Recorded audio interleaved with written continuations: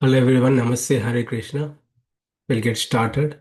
We'll do a short kirtan. We'll meditate on the holy names of the Lord. Hare Krishna, Hare Krishna, Krishna Krishna, Hare Hare, Hare Rama, Hare Rama, Rama Rama, Hare Hare. Hare Krishna, Hare Krishna, Krishna Krishna, Hare Hare, Hare Rama, Hare Rama, Rama Rama, Hare Hare, Hare Krishna, Hare Krishna, Krishna Krishna, Hare Hare, Hare Rama, Hare Rama, Rama Rama, Hare Hare. Hare Krishna, Hare Krishna, Krishna Krishna, Hare Hare, Hare Rama, Hare Rama, Rama Rama, Hare Hare, Hare Krishna, Hare Krishna, Krishna Krishna, Hare Hare, Hare Rama, Hare Rama, Rama Rama, Hare Hare. ॐ अज्ञानतिमिरान्धस्य ज्ञानार्जनशलाकया चक्षुरुन्मिलितं येन तस्मै श्रीगुरवे नमः। नमो विष्णुपदाय कृष्णप्रस्थाय भूतले श्रीमते राधानाथ स्वामिति नामिने। नमो विष्णुपदाय कृष्णप्रस्थाय भूतले श्रीमते भक्तिवेदांत स्वामिति नामिने। नमस्ते सरस्वते देवं गौरवाणी प्रचारिणे निर्विशेष शून्यवादी पाश्चात्य देशतारिणे। जय श्री कृष्ण चैतन्य प्रभु नित्यानंद श्री अद्वैत गदाधर शिवासदि गौर भक्तवृंद। हरे कृष्ण कृष्ण कृष्ण हरे हरे, हरे राम राम राम हरे हरे। हरे कृष्ण कृष्ण कृष्ण हरे हरे, हरे राम राम राम हरे हरे। हरे कृष्ण कृष्ण कृष्ण हरे हरे, हरे Ram Ram Ram Hare Hare. Hello everyone, Namaste, Hare Krishna. Welcome to Bhagavad Gita study session. This last Monday, we celebrated the appearance of Bhagavad Gita. That was the day Lord Krishna spoke Bhagavad Gita to Arjuna. So, in observance of that day, today we're going to learn all the 18 chapters in just 1 hour. I know this is a lot. So Bhagavad Gita is something this can be learned for years, 4 to 5 years, but we'll try to go through all the chapters so that we'll get an idea of the flow, connections, what exactly happening in Bhagavad Gita, entire flow. Okay, so we'll try to cover as much possible. This might be too heavy if you are new. Try to grasp as much possible. If you have been hearing this sessions, attending this session, so it will be easy. So you can recollect and reflect, and it's a good revision for you all.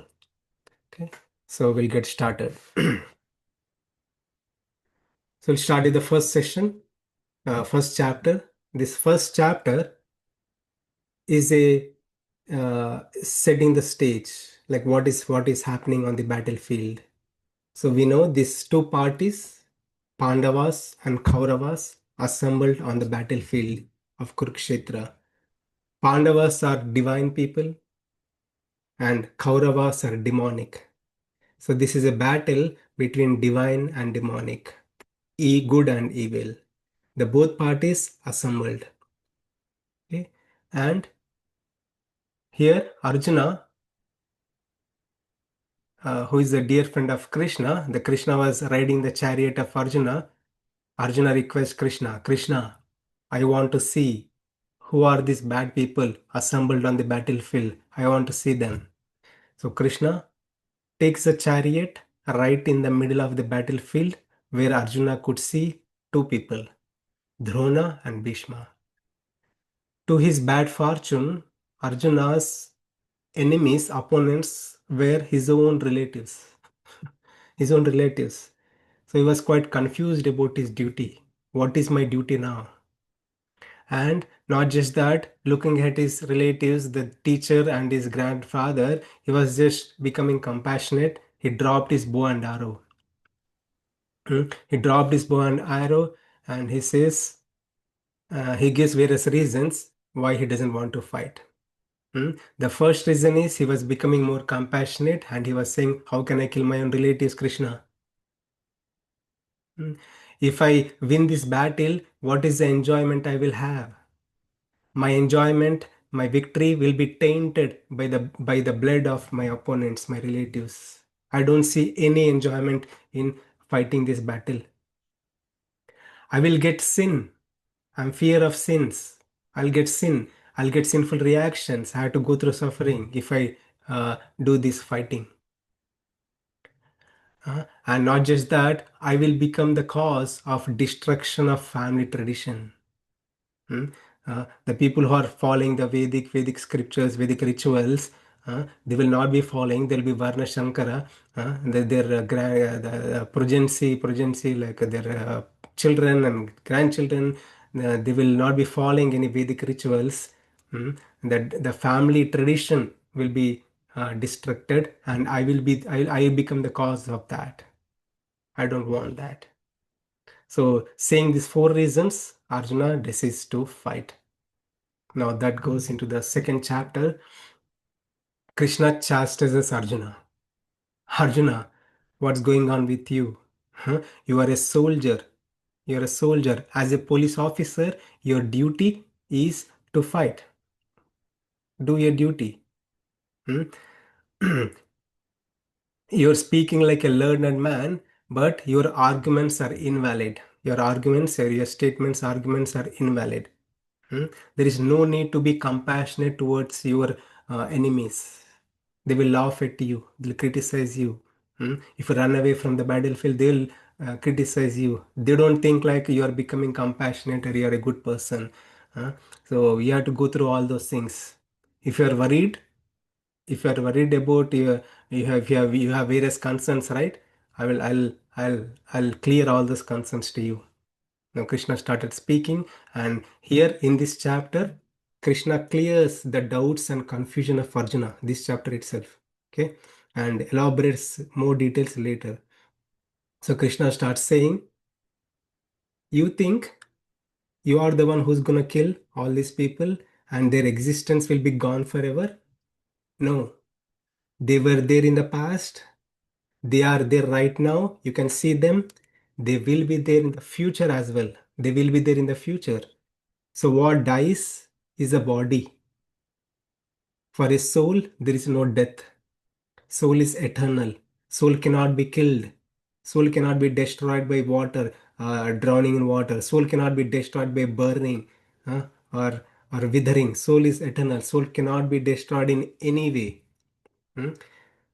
Just as like you change your dress when it is bad, worn out, similarly, soul, when the body is unfit, the soul just moves on to other body, takes other body. Hmm? So birth and death, whoever takes birth has to die, and when they die they'll go and take another birth again. Okay, so they don't think their existence will be gone forever. What goes is their body alone. Okay, so don't lament unnecessarily. Hmm? You're worried about no enjoyment, buddy. There is enjoyment. Of course there is enjoyment. If you win the battlefield, if you win this battle, if you dutifully fight, if you win the battle, there is enjoyment. You can enjoy this kingdom. If you lose, you die, then you'll go to heaven. There is still enjoyment in heaven. Okay? There is enjoyment no matter what. Okay? But if you not fight, fighting here is your dharma, is your duty. You're a police officer. You are assigned this job. This is your duty to fight. If you don't fight, you'll get sin. Okay? You are thinking if by you fighting you'll get sin? No.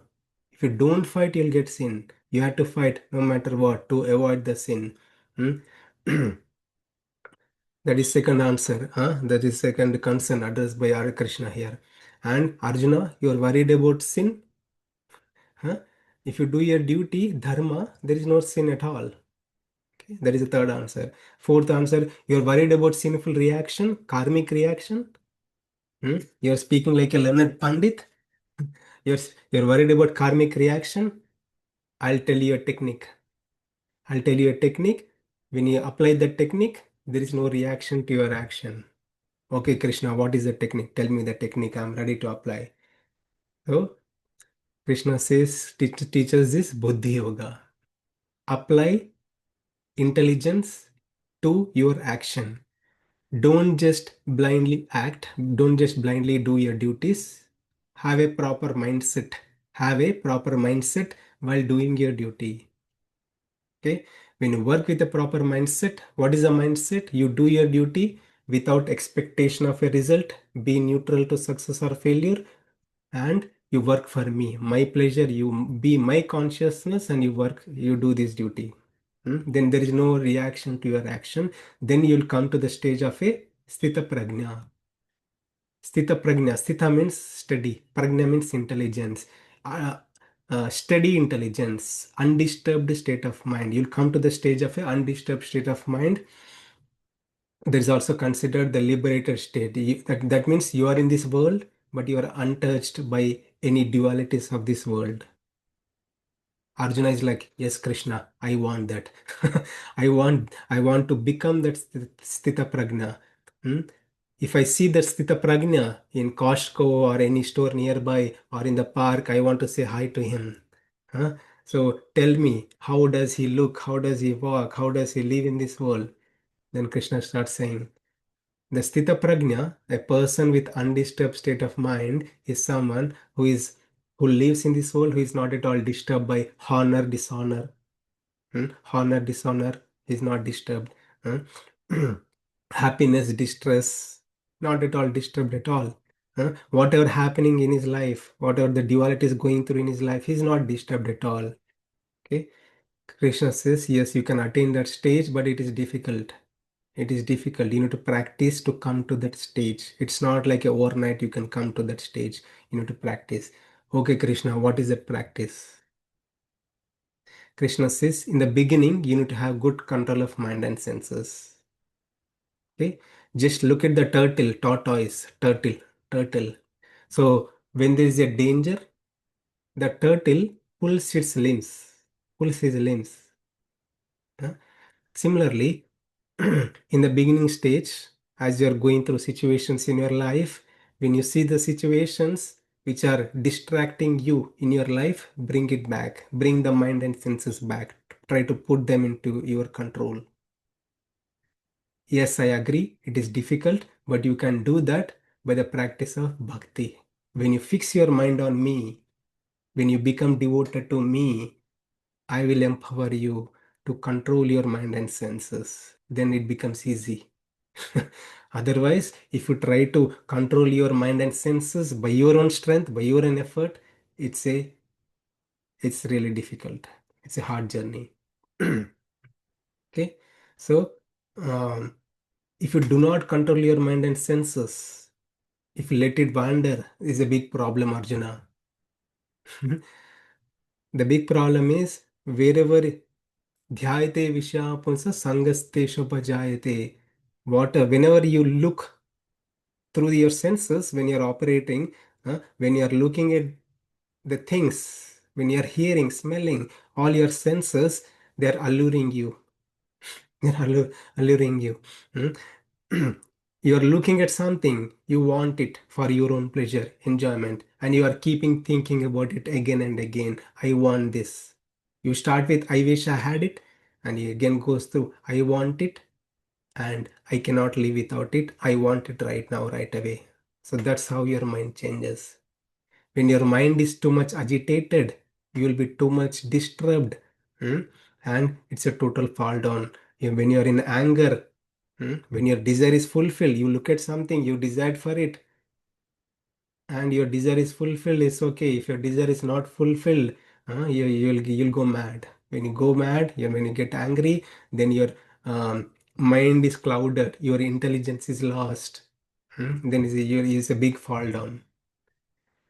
If one sense, like we have five senses, right? If one sense goes out of control, that's a big danger. Just like a boat is swept away by the big wind, the big storm. There's a storm that will sweep away the boat, right? So just like that, if one sense is out of control, then your life will be ruined. So these senses are so sensitive. Don't agitate these senses. Try to control these senses by fixing on me, and you do your duties. This is just the essence of this second chapter, or a summary of whole Bhagavad Gita. And you do your duty and ready. Now we will see third chapter. This flows, nicely flows. Third chapter. Arjuna heard this. Hmm. What Arjuna wanted, he wanted renunciation. He had many concerns. Krishna cleared the concerns of Arjuna, hmm, and he wants to renounce. Krishna disapproves that. Krishna says, you don't have to renounce your world. Be in this world. You be like a yogi. Work like a yogi. Hmm. So, and have a goal to attain self-realization, God realization. When the third chapter, Arjuna asks this question: if my goal is to strengthen my intellect, if my goal is to attain self-realization, then why are you asking me to fight? Why are you making me sit and do my duty? Why can't I just go and work towards liberation? If my end goal is liberation, why are you asking me to do my duty? Then it's an interesting question. It's like a kindergarten student. If my end goal is to become doctor, why are you making you study in kindergarten, right? So that's his confusion now. So now Krishna says these things. Hmm? So there are two paths: the path of self-realization, the path of work action. Okay, so you start with the work. You do your duties. When you think you are eligible for liberation, when you are eligible to renounce, you can renounce. Otherwise, you work towards purifying your mind and senses. If you artificially renounce, if you go to jungle, artificially renounce, and once you go to jungle, your mind will be dwelled on all your pastimes. You'll be thinking about your wife. You'll be thinking about your children. If you take cell phone, you'll get so many phone calls. You'll be so much disturbed. If you're not ready for renunciation, do not renounce. Do not renounce. If you artificially renounce, you will be called as pretender, mithyachari. So instead of artificially renouncing, you be in this world, learn the right way to work in this world.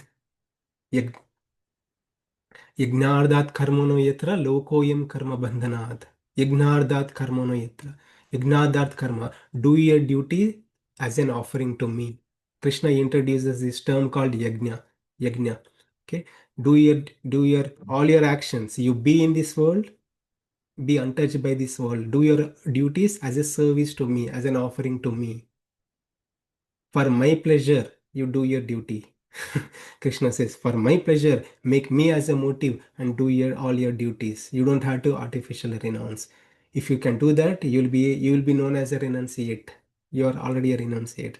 So that Krishna explains throughout this fourth and fifth chapters.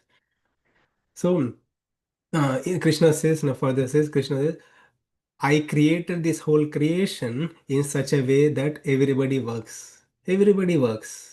Hmm? I, Krishna says, I myself work. My representatives work.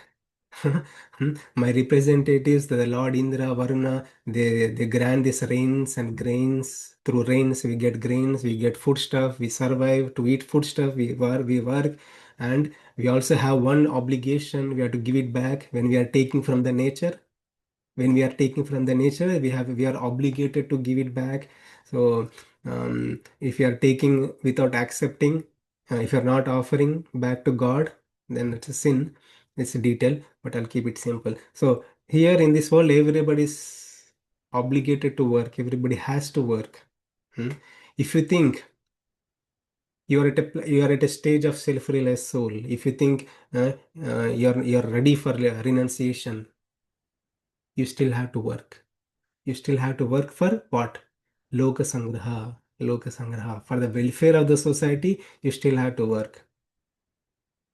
Okay, Krishna, give me an example. Krishna says, Janaka. This Janaka, a great king. He's a king. He had all royal opulences. He's wealthy. He has money. He has everything. Whatever he wants, he has everything. But he still lived like a renunciate. Renunciate. He did not renounce, but he lived like a renunciate, possessing everything. He has money, he has fame, popularity, whatever he wants, he has it. But he still live like a renunciate. You be like that. You be like that. You live like that to set an example to ordinary people. You don't have to renounce. Okay, Krishna, I understand. I want to be like that. I want to be in this world, but being in this material world with many, many things, I'm getting disturbed, Krishna. I'm getting disturbed by many things in this world. What is that which pulls me, propels me down? Krishna says, lust. Your intense hankering to enjoy through senses is the one which is pulling you down. You need to conquer this so-called lust by regulating your mind and senses. By the practice, take up some spiritual practices, then you can have good control of mind and senses. Then it's easy to be in this world, be untouched by this world. Okay, now fourth chapter. Now, after hearing three chapters, Arjuna had a perplexed face. He was quite confused. Is Krishna teaching me? Krishna introduced something to me now, or what is Krishna teaching to me? He has a perplexed face. Then Krishna says, Arjuna, don't think this is the first time I'm teaching to you. I have taught this so-called Karma Yoga to many, many people in the past. Most recently to Sun God. Huh? Sun God and his children, everybody heard it, learnt it, practiced it over the course of time. Nobody's practicing it. That's why I come here again to teach you. Arjuna had a question like, oh, you taught to Sun God? You were there before the Sun God? Yes, Krishna says, yes. I was there before, I'm here, I'll be in future also. You don't remember anything, I remember everything. Because I'm not like you, I'm the God, I'm the Supreme Lord.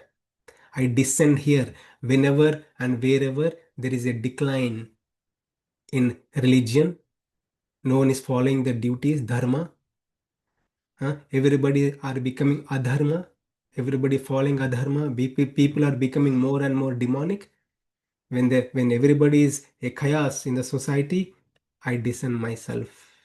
I descend myself in my own form. Krishna also highlights this. Ajopi san avyayatma bhuthanam ishwaropi san prakritistham adhishtaya sambhavami atma maya. I descend myself as I am in spiritual world. I descend myself.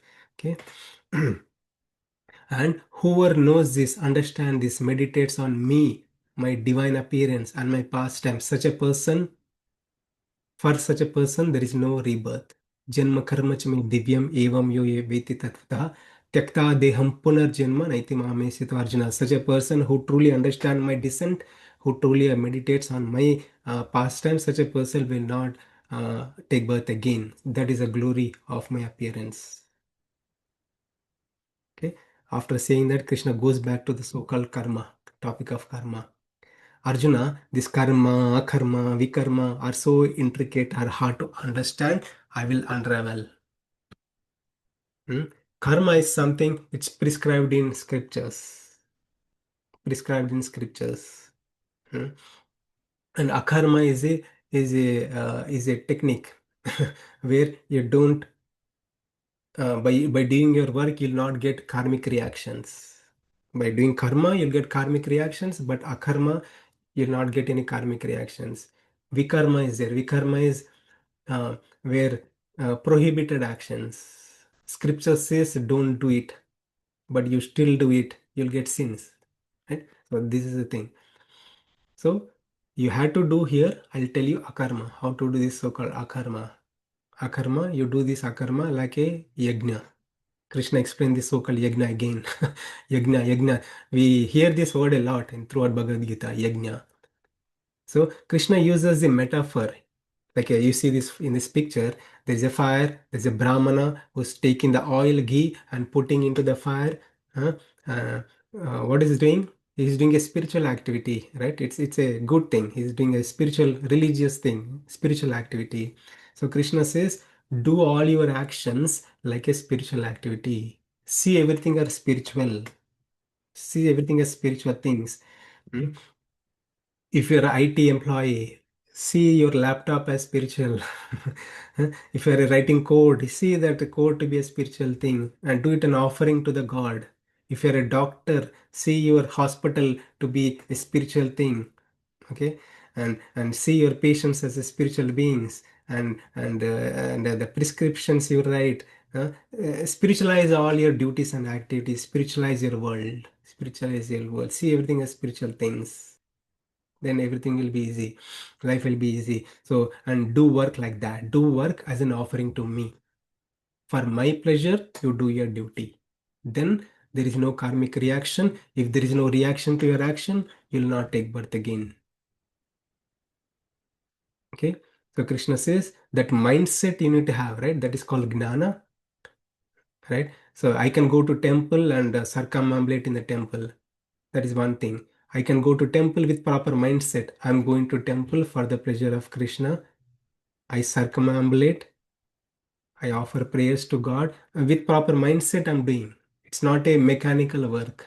It's not a mechanical work anymore. With proper mindset, I'm doing. So Krishna is saying, you spiritualize your work in such a way with proper mindset you do. Don't be too mechanical in your duties. That mindset is the one that will destroy all the karmic reactions. Gnana agdi dagda karmani. All the karmic reactions, it will destroy. Have proper mindset, see everything spiritual, and do your duties. When you do that, you will be untouched by this world. And now that you have this knowledge, now that your confusion is gone, get up and fight. Krishna says, get up and do your duty.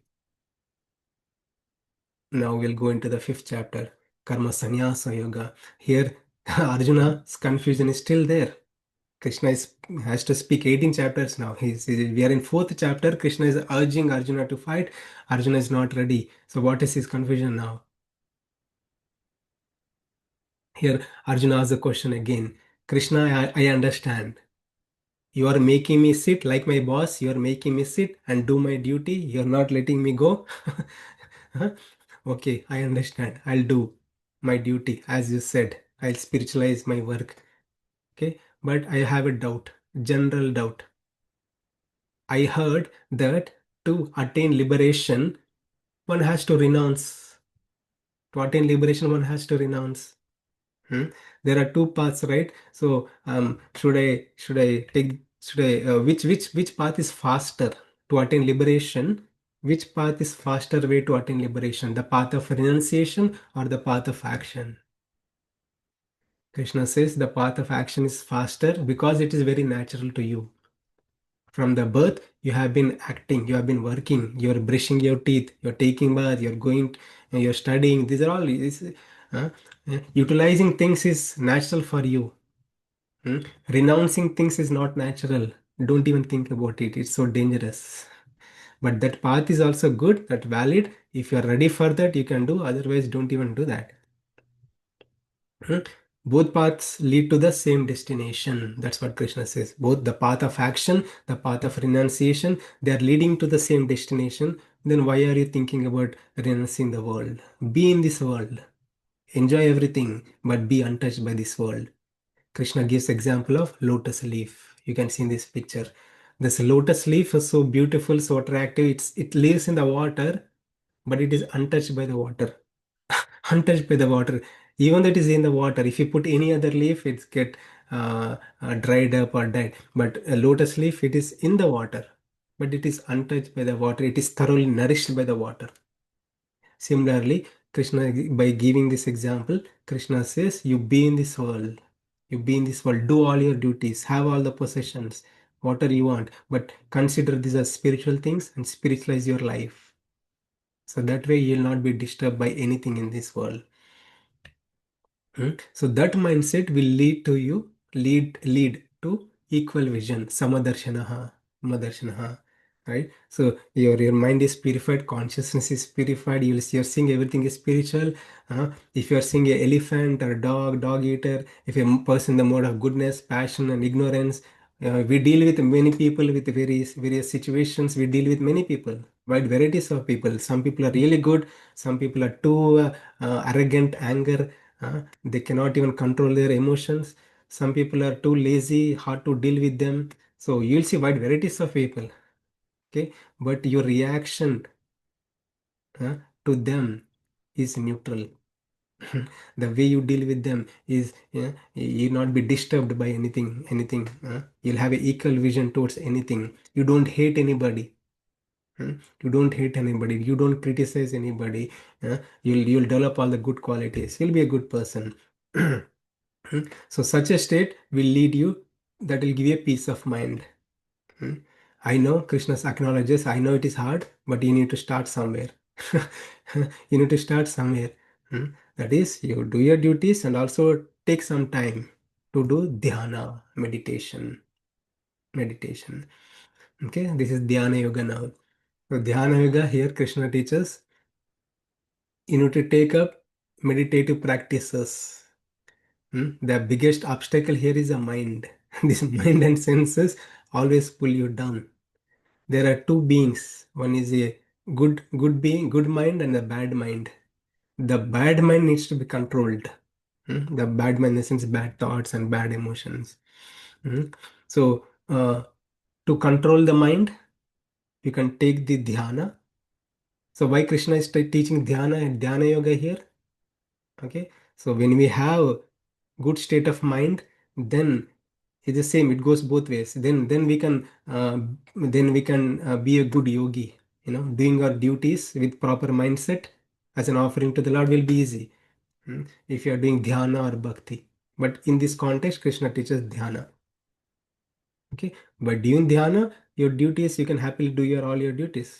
You'll not be disturbed by any duties. So there is a meditative practices. To do the meditative practices, you need to find a good place. Okay, don't sit in a pub or in a disco dance going on. You can't meditate there. You need to find a secluded place, and your place has to be neat. Don't eat too much. If you eat too much, you'll sleep. If you eat too less, hmm, and then you'll be hungry. You can't even focus on if your mind is not attentive. You can't focus on anything. Don't sleep too much. If you sleep too much, you'll be lazy. If you sleep too little while meditating, you'll sleep. So you need to have a regulated eating habit. It's called yama niyama practices. In Ashtanga yoga practices, yama niyama practices. So by these practices, you start somewhere. You start somewhere and have a regulated life. Then try to bring your consciousness to the tip of the nose and on the top of the head and meditate. Meditate. Okay. Krishna says, this is what Krishna says here. Very important thing. When in the beginning stages, it is hard. You try. When you are ready, it takes months, years, lifetimes also. It's not so easy in 2025. But in previous ages, people used to have that good control of mind and senses. When they sit and do dhyana, they used to do that easily. But now, in this age, there's so much distraction, it's practically not possible. But Krishna is saying this is an option if you want to take. You can meditate on your own self. Okay, meditate on your own self, and start with 30 minutes, 1 hour, 2 hour, 3 hour, 10 hours, and one day, full day, months, years, lifetimes. Grow your beard, so eventually you'll see yourself. You'll have a self realization, atma sakshatkar. You'll have a self realization, and not just that. After that, you look for who is beyond the self. Then you'll see a God. You'll meditate on the God. You'll have God realization. God will appear in the heart, and you will see God everywhere, the presence of God everywhere. Then you will realize bhakti, and then you become devoted to the Lord. So what's happening here? The person who is meditating on his own self is eventually end up with bhakti only, devotion only. So now that Arjuna heard this, Arjuna says, Krishna, it's easy to say than practice. You're so easily saying, find a good place and you live a regulated life and sit and meditate for hours. I can't even sit for 5 minutes, 10 minutes. What are you talking about? Days, months, years. It's hard for me, Krishna. It's hard for me. I can control the wind. I cannot control the mind. so, so Arjuna thought, like, what happens to the yogi? A person who starts some practices and falls down and he dies.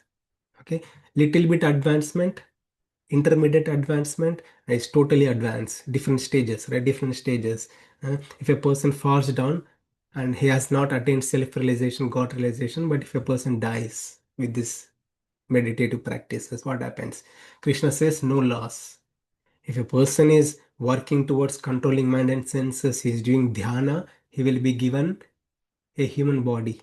There is a good chance he will be given a human body where he can continue again. Arjuna is like, okay, Krishna, how long I have to do that? How many lifetimes I have to take this? How many lifetimes I have to take to do dhyana and meditative practices, to attain self-realization, to get a good family? Sometimes, if my karma is good, then I get a good family. Otherwise, I may not get a conducive family. The meditative practices you are teaching to me is impractical to me. Is impractical to me, says Arjuna. Arjuna was a Mahayogi. He has good control of mind and senses. He's very good, has good concentration levels. That great Arjuna is saying, even to do archery, also one has to have good concentration. That great Arjuna is saying, I cannot do this. The whatever you're teaching is impractical to me to attain liberation, self-realization. Now enter game changes. Krishna says, yes, this is one way, Arjuna. I'll tell you other way. Other way is bhakti, devotion. Devotion. Of all the yogis, yoginam api sarvesham, of all the yogis, the best yogi is the one, a yogi who meditates on me, develops unalloyed devotion unto me. Then Krishna teaches bhakti yoga. Okay, so we see like first 6 chapters, Krishna spoke about karma yoga. Okay, middle 6 chapters, Krishna is going to talk about bhakti yoga.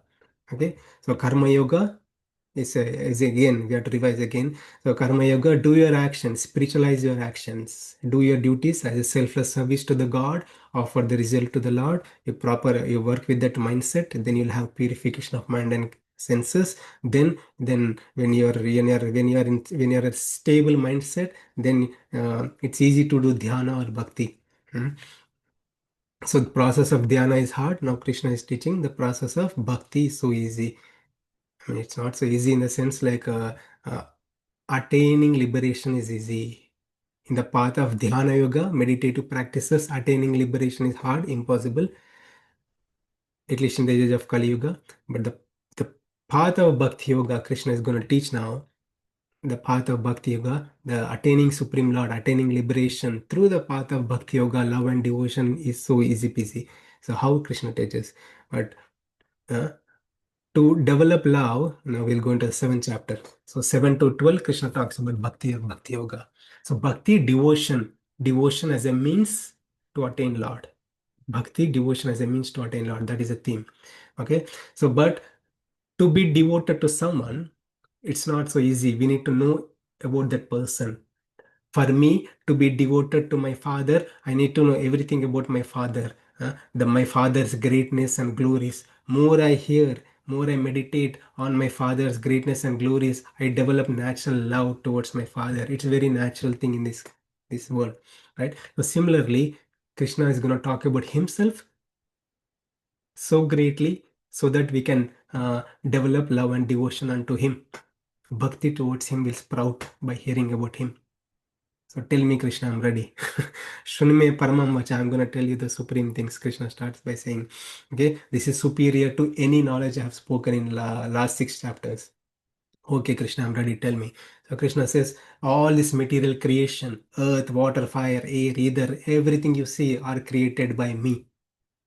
All the souls are part and parcels of me. I am the one who is creating, destroying everything. I pervade myself into this entire existence. Whatever you see, whatever you are seeing is nothing but my energies.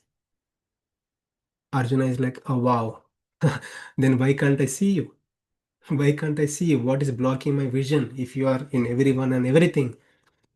Krishna says, that is Maya. The divine energy of mind, which is obscuring your vision, this blocking your vision, that is that by which you cannot see. Okay, Krishna, what is the right way to see you? You surrender unto me. Sharnagati, Prapatti. Huh? You surrender unto me, become my devotee, then I'll be revealed. Hmm? Yeah, I'll be revealed. Krishna says, God will be revealed. Okay, that's easy, Krishna. Uh, but it's so easy to surrender unto you and become your devotee and to attain you. So Krishna says it's not so easy. Not everybody surrender unto me. Krishna makes a statement here. Not everybody surrender unto me. There are 4 types of people. Dushkritinas, who are Dushkritina is like a sinful people. They have done sinful activities in previous lifetime. Because of those previous sinful lives, they have no attraction towards the God. They don't want to hear anything about the God. They are called Dushkritinas. Dushkritinas. And there are 4 types of people who have done very much pious deeds, good karma in previous lifetime. Hmm? So many volunteering services or many good things, donations, all the good things, charitable things. They are very good people, pious people. For only they have the natural attraction towards God. Otherwise, it's not so easy, says Krishna here. Those are called Sukritinas. Sukritinas. Mm. There are 4 types. So we'll not talk about Dushkritinas, we'll talk about Sukritinas only. I might go over 740 or so. Please bear with me. So this is a nice flow. There are 4 types of good people who surrender unto me, who take shelter of me. Ardha Bhakta. Ardha means like who is in distress. The person who is in distress or he wants of some wealth, he goes to the God. Krishna, help me. I am in problem. Krishna says at least to ask to the God, one has to have one has to have done good karma. Otherwise, many people don't even go to God, right? So Krishna says, I like that person. If a person is coming to me for material wealth or in distress, I love the person, right? So, are the Jignasu, who is inquisitive. He wants to attain, he wants to know things, right, about soul or creation. The inquisitive person. And a gnani, a knowledgeable person. He has knowledge about the God. He goes to the God only out of selflessly, not out of personal motive. So Krishna says, of all the bhaktas, the gnani is the best. The person who is coming to me out of selfless love is the best person. Hmm? And all of them are magnanimous. The people are coming to me out of distress, no problem. I love them. All are good. I love them, everybody. But the person who comes to me out of self being selfless, such a person, I really love them.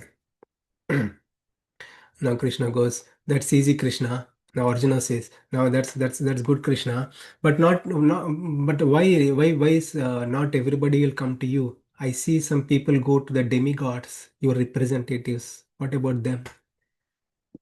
Krishna says, yes, not everybody surrender unto me.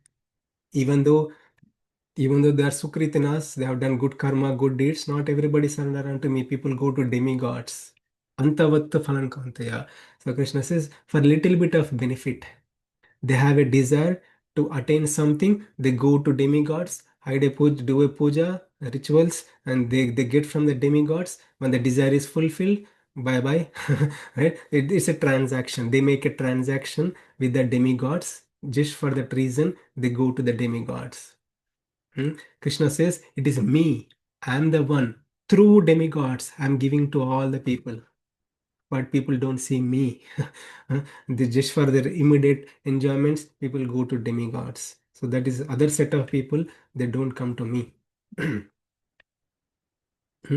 And uh, but when they become devoted to me, when they truly come to me, the gnanis, I'll remove the covering, I'll remove their delusion, and I'll make them attain me. Krishna says very important thing. This is a turning point in the 8th chapter. That is, Krishna says, even at the time of death, even at the time of death, if you can think about me, you'll come to me. Arjuna become curious. Even at the time of death, if I think about you, I'll come to you. What is that Antima Smriti? What is that last minute remembrance? Can you tell me, Krishna? Krishna says, yes, there is a last minute remembrance one must have. So, what is that last minute remembrance? Uh, I have many things in my mind. How can I think about you, right? What is that last minute remembrance? Krishna says, Anta Khalecha Mameva Smaran Mukta Kalevaram. Hmm?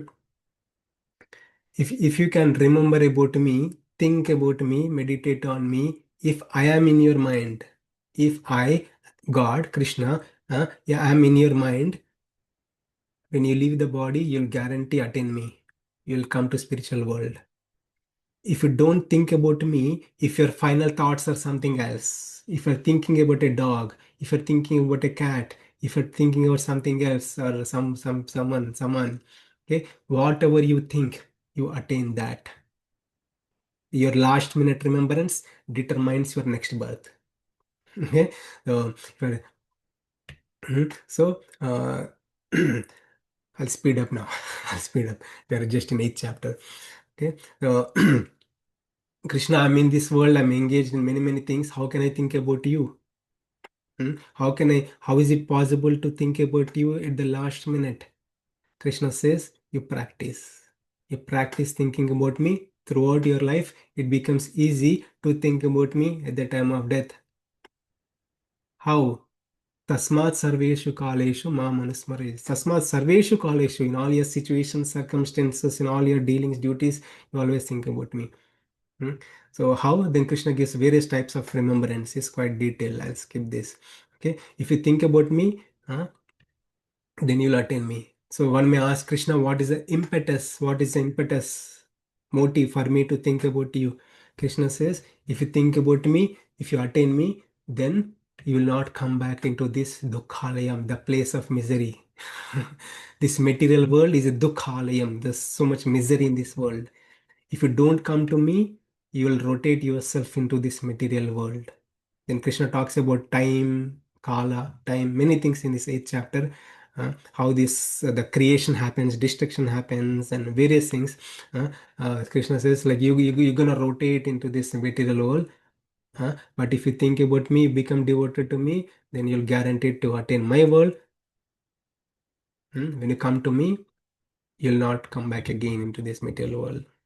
Okay, so at the time of remembrance, your mindset is also important. If you after your death, you left your body, and if you see light, if you're traversing in the path of light, that is your that is a road to spiritual world. But after death, you're seeing everything dark and smoke. That means you're gonna come back into this material world. Good luck, you're gonna come back into this material world. Okay, strive to come in the path of light towards me, hmm, by practicing bhakti yoga. So what is that bhakti yoga? Krishna teaches in the 9th chapter. So bhakti means devotion. Krishna says this is the most confidential knowledge. Okay, I think I'll go over sometime, mostly 7:45. Okay, I'll try to speed up 7:45. You may drop off, or you can stay, but we'll complete this session. Next session we'll do 17th chapter. Anyway, so to practice bhakti and bhakti yoga, Krishna teaches that how is that in this ninth chapter. Krishna says, glorifies this chapter by saying this is Raja Vidya Raja Guhya Yogam, right? The most confidential knowledge, most superior knowledge. What is that knowledge, Krishna? Krishna about the bhakti, devotion to the Lord. How can we become devoted to the Lord? Because devotion is a way to attain God. Bhakti is the only way or easiest way to attain God. Okay, so Krishna talks about himself again. I am the all-pervasive, all-pervasive Supreme Lord. Everything functions, exists because of me, hmm, and so and so. Krishna says, even though I'm God, even though I'm God, people deride me. People think I'm just a human being, huh? And because of that, they commit sins against me, hmm, and they are misleading their life. Or some people go to demigods, and they become devoted to the demigods. There is nothing wrong. Krishna declares here, this is very important point in Bhagavad Gita. There is nothing wrong in become devoted to the demigod. Only condition is if you become devoted to the demigod, you'll go to the planet of demigod. What is the planet of demigod? Is still in the material world. Still in the material world. Okay. Krishna never says don't become devoted to demigod. Krishna saying here is when you become devoted to the demigod, you're worshipping demigod for your transactional needs, you'll be in the material world only. Okay. But when you worship me, you'll come to me. Huh? My worship is so easy. In case of demigods, you need to hire a pujari, you need to have proper ingredients, you need to spend so much money, time is so complicated. Worshipping demigod worship is complicated. But my worship is so easy. Can you tell me, Krishna, how is that so easy? So Krishna says, my worship is so easy. You just need to offer a flower, offer a fruit, huh? uh, offer a water, little bit of water. hmm? All your duties, whatever you're doing, you do it for me. You do it for me. And that's how you develop mindset, love, and attraction towards me. I don't need big offering like demigods. I just need your love. Okay. If you're eating food, offer to me and eat. I'll take love from me, the plate. I take love from the plate. So beautiful things Krishna says in this chapter. Hmm? So Krishna concludes this chapter by saying, always become devoted to me. Manmanabha madbhakto madhyajima namaskuru. Always think about me, always meditate on me, you'll come to me guaranteed. So, 10th chapter. Arjuna has a doubt. Krishna, you're always saying, always think about me, always meditate on me, become my devotee. But when I'm in this world, I'm getting attracted. I'm getting attracted by this world.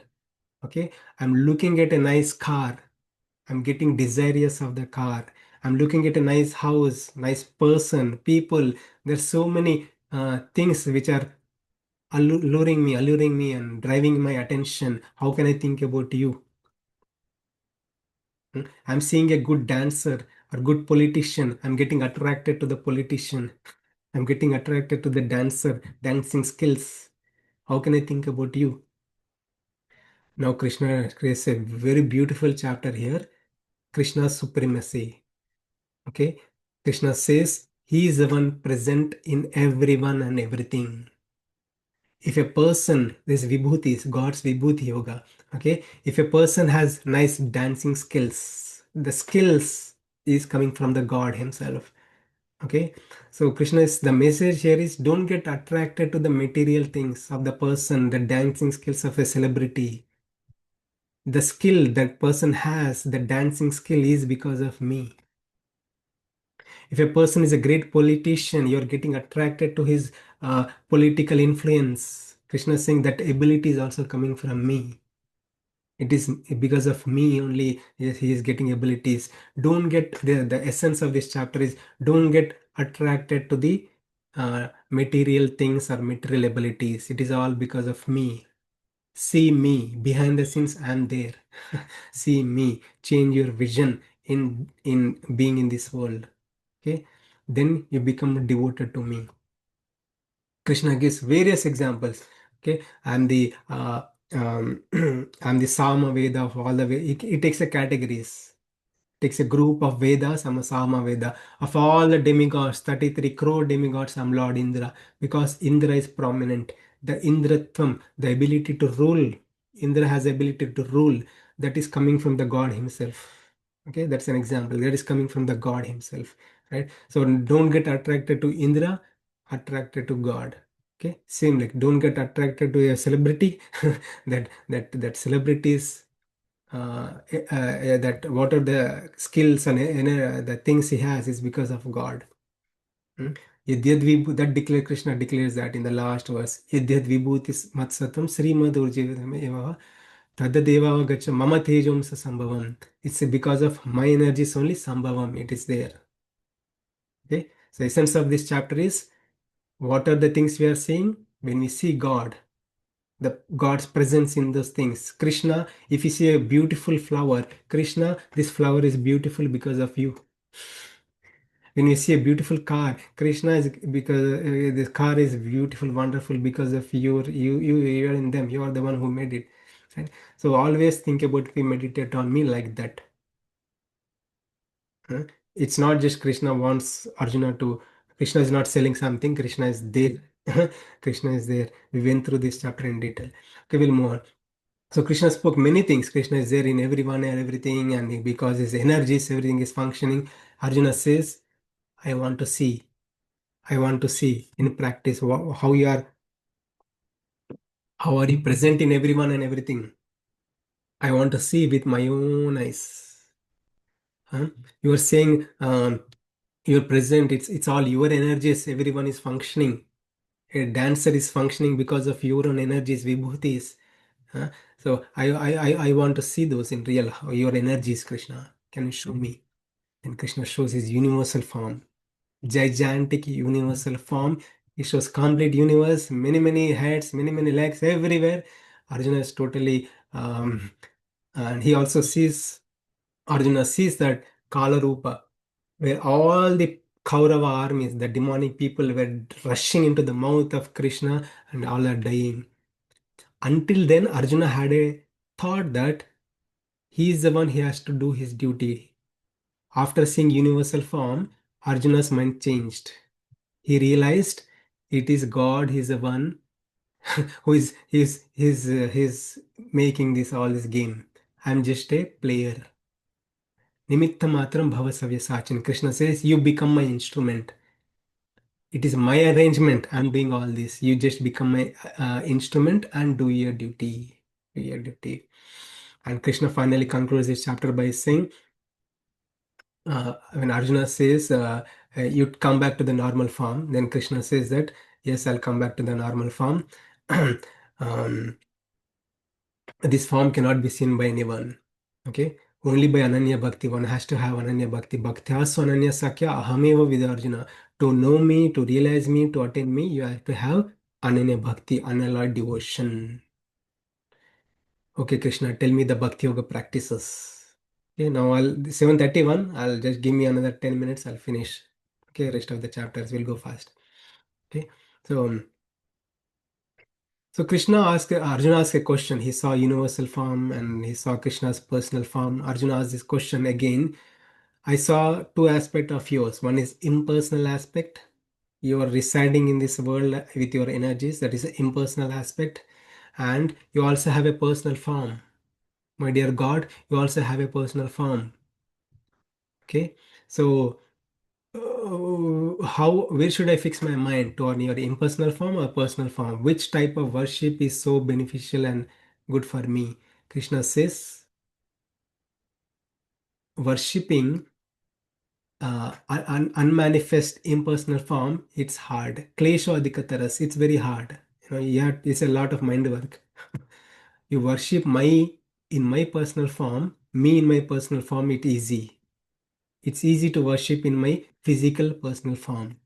Okay, Krishna, I'll worship you. Tell me how to do that. Krishna says, you think about me, meditate on me, fix your mind on me, practice remembering me. In your life, practice remember me, and also work for me. All spiritualize your work and do duties for me. Easy practices, not too complicated. And Krishna says, if you can't do anything, don't just give up your work. Give up the result of your work. Result of your work. Be yourself, but give up the result of your work. That way you'll be not disturbed by this world. And Krishna gives a big list of qualities that by which if a person is becoming devoted to the Lord, he develop all divine qualities. Krishna says, such a person is very dear to me. I want that person in my spiritual world. Okay, we completed 12 chapters, and rest of the chapters from 13 to 18 we'll do in 10 minutes, another 7 minutes. Okay. Now, basically, Bhagavad Gita completed. Whatever Krishna has to say, whatever Krishna has to teach, he already taught everything in first 12 chapters. Okay. Now, Krishna wants to give more because Arjuna is attentively listening now. And he was worried about his duty before. Now he's not worried about his duty. He wants to gain knowledge. Now Krishna says, okay, don't worry, I'll give you more knowledge. Krishna goes in detail about three subject matters: the subject matter of soul, the subject matter of material world, the subject matter of a God. Okay. So Krishna says the soul, a body, is nothing but it's a combination. Our body is nothing but a combination of soul and body. Right? We are a combination of body and soul. We are a combination of body and soul. We have a potency. We have the potential to attain a nature like God. But we are forgetful of the fact we are suffering in this world. We are going through miseries, and we are going through this repeated cycle of birth and death. Why? Why? Because of so-called guna, prakriti, the second subject matter. So what is it, prakriti? Krishna talks about in 14th chapter. Krishna talks many things about the soul. The soul is at one place; it pervades the whole body, just like a sun. Sun is at one place, but pervades the whole universe. Similarly, the soul is at one place, pervades the whole body, uh, and soul doesn't mix with the body. Soul is, even though it is in the body, soul is untouched by the body and bodily things. Many things about the soul. One has to have that vision to see body-soul differences. Okay, so Prakriti is the one which is binding you into this material. What is this Prakriti? Krishna says the Prakriti consists of three modes: mode of goodness, mode of passion, mode of ignorance. Satvaguna, Rajoguna, Tamoguna. We cannot see these gunas with our eyes, but we can experience by our actions. Okay? A person in the mode of goodness is attentive, he is listening, and he can understand everything through senses. He is undisturbed. A person in the mode of passion is aggressive. He's aggressive. He's restless, aggressive. Okay. A person in the mode of ignorance is always lazy, mad, misunderstand things. He gains knowledge but totally misunderstand things. So these are the symptoms of these three modes. To understand these three modes, these are prakriti gunas. The gunas. They are the one who is binding the soul. Krishna says these modes overpower each other.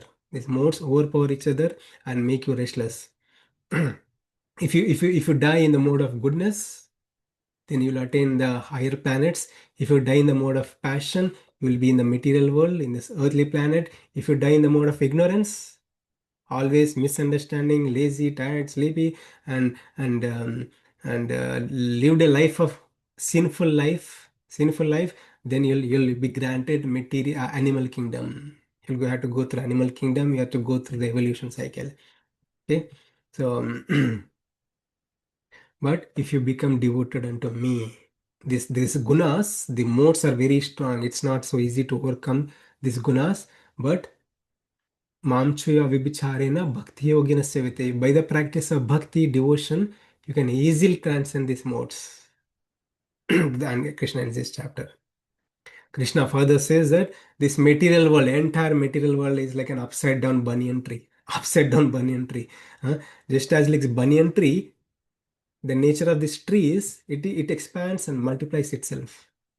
Krishna uses this metaphor example to teach us that we living beings being in this material world, we multiply our existence. We multiply our existence, not knowing our true identity. As we multiply, as we transmigrate from one body to other, all our impressions we carry in our mind. Throughout our 100 years of life, we see many people put many impressions in our mind. All those impressions in a subtle way carry into the next life, and this continues. Okay, Krishna says, to overcome this repeated cycle of birth and death, you need to know about me. Okay, and Krishna again talks about himself. I'm the one who is source of light, moon. I'm the one who is supplying the juice of life to all the vegetables. You are eating vegetables, but not even thinking about me. I'm the one who is supplying everything to you. I'm the one who is becoming digestive fire. Just as a fire cooks the food, right? Krishna says, I'm becoming the digestive fire and maintaining your body. Yeah, the heat in your body is because of me. That is Jataragni. I'm digesting all types of food stuff. eh. The fire. I'm becoming the fire to digest all your food stuff. I'm the one who, from me coming the knowledge. If you're able to remember anything, it is because of me. If you're able to retain something, it's because of me. If you're able to forget anything, it is also because of me. Hmm. And by all studying scriptures, you should know me. Hmm. All your life, you're studying many things, but the purpose of your study, the purpose of your education, purpose of studying Vedas is to know me. When you know me, you'll attain me. Okay, so know me, I am Purushottama. Krishna declares himself that he is a supreme being from any material in this world or any souls. Okay, the why Krishna is declaring himself as Purushottama, because for us to get attracted towards the Supreme Lord, not get attracted to many things in this world. Okay. Now Krishna says there are two kinds of people in this world. There are demonic, divine people. The demonic have a list of demonic qualities. The divine people have this list of divine qualities. Devi Sampada, Asuri Sampada. Hmm. Krishna says the demonic gives a more details here. We can't go all the details here in this few minutes. Many things, details, very detailed about these demonic people. What is their mindset? The first thing is they reject God. First thing is they reject God. They think themselves as a God. They think themselves as superior to anybody. They like to collect money. They think they are the one superior to. Now I have so much money. I am the big boss here. I'm the richest person in the world. I kill my enemies. So that is their mindset. And I become more and more great. That is, this is all demonic mindset, demonic mindset. Krishna says, hmm, the person who follows scriptures, who learns Bhagavad Gita, who follows scriptures, he learns the way of life, right way of living. Such a person strives to cultivate divine qualities. He will become divine. But a person disregards scriptures. uh, he doesn't follow any code of conduct. He lives a life according to his own whims. Such a person becomes more and more demonic.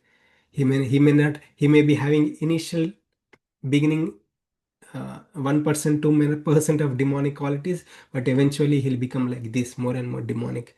Eh? So why? Because of disregarding scriptures. Okay. Now Krishna elaborates in 17th chapter. I think by 7:45 will complete. We are in 17th chapter now. Okay. Shraddhataya Vibhaga Yoga. Here Krishna says, Arjuna asked an interesting question. There are some people who do not follow scriptures, but they are good. Their actions are good, their motives are good. Krishna says, yeah, they may be doing good things, they may be doing good deeds, but it varies according to the mindset they are in. You're not looking at their mindset. I know their mindset. They are doing charity, but they may be doing out of pride or doing something totally wrong, right? All our actions will fall onto these three modes: mode of goodness, passion, ignorance. Hmm. So we are in this chapter. Next session we'll talk through and go details. So I'm not going to explain this. So Krishna, but high level, Krishna teaches the food we eat.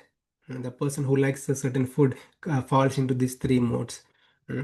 Um, the food which is healthy and nutritious, which gives energy, is a fine mode of goodness. The person in the mode of goodness likes this food. By eating this kind of food, he becomes more and more sattvic, more and more goodness. The food is too bitter, too salty, too pungent, too dry. It triggers nerve triggering food, stimulating food that triggers passion. A person eating those kind of food, he becomes more and more passion.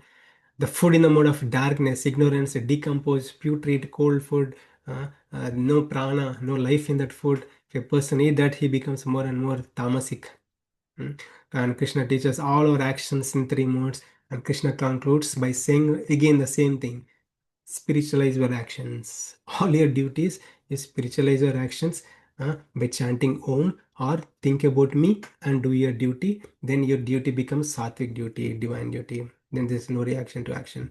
Now we are in 18th chapter. Okay. Um, Krishna teaches again. This is a summary of all the chapters. Okay, concludes this. Krishna concludes this is the last chapter. Krishna says, Arjuna asks this question: what is true renunciation? What is true real renunciation? Now I want to understand. Krishna says real renunciation is you do your duty, all your duty, but without attachment. Don't be attached to that duty. Okay, it's all temporary things. Do as an offering to me. For my pleasure, you do. Don't think. Don't think. Everything is happening because of you. Don't become egoistic. I'm the driving force. I'm the driving force to make you function. huh? So Krishna gives five factors of actions. We'll see that in upcoming sessions. And Krishna says like all our life is in three modes. Entire life, anything we do falls into three modes. Okay, so like our knowledge we gain, our actions we do, intelligence, determination, happiness. Happiness also fall into three modes. Everything is in three modes. Krishna explains in detail. Okay, and Krishna says you follow your dharma, swadharma, your job profile. What are your job profile? Job profile means like if you are a householder, be a householder. Don't renounce it. Don't renounce the world. Okay, if you are a police officer, be a police officer and do your duty, right? So if you are a businessman, do your businessman and do your duty. Don't change your swadharma. Right? Follow your swadharma. Now Krishna is inspiring Arjuna as a soldier to do his duty. Hmm. And finally Krishna says when you do your actions, mind is purified, consciousness is purified. Hmm. And by such purity in mind, you'll by spiritualizing your actions, you'll know me, you realize me, you'll develop love towards me, and you surrender unto me. When you know my greatness, you surrender unto me. When you surrender unto me, it becomes my responsibility to take you back to Godhead. Here Arjuna was quite worried. What about my baggage of sins I have committed in my many many lifetimes? Krishna says, don't worry, I'll take you back to Godhead. Mahasuja, do not worry. It's my responsibility. Done. Now conclusion. Arjuna says, Krishna, I heard from you. My mind is transformed. My illusion is gone. My confusion is gone. Karishe vachanantava. I'll do whatever you say. And here Sanjay again says like, whoever heard this message, they will be purified. They'll be glorious. Whoever teaches also guaranteed to attain the Supreme Lord, and that is the conclusion verses. And wherever there is Krishna, wherever there is Arjuna, there is victory. So when we bring God in our life, then our life will be victorious. Okay, so with that, I'll stop here. Thank you for patiently listening. I know it's hard to cover many things in 1 hour, but I hope you have gained some knowledge. It would have been a good revision. Thank you all for joining. Hare Krishna. Stop here.